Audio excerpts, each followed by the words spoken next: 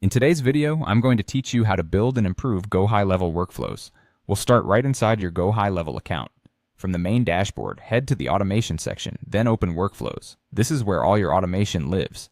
To create a brand new automation, choose Create Workflow and select Start from Scratch.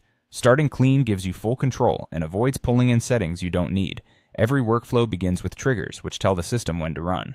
Click Add New Trigger and use the search bar to quickly filter your options, then choose Form Submitted. This is perfect for capturing leads right when they complete a form.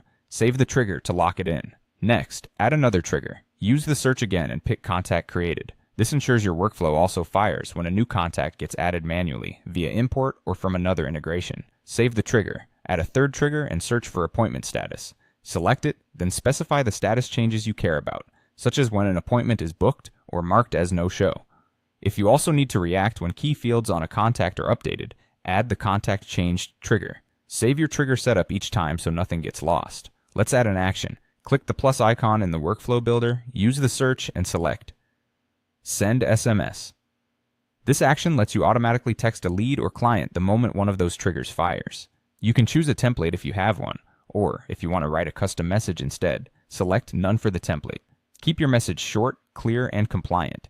Then save the action. For better organization, give your action a clear internal name so you and your team know exactly what it does at a glance. Save again to confirm your changes. Before you turn the workflow on, skim through your triggers and action to make sure the logic reads the way you expect.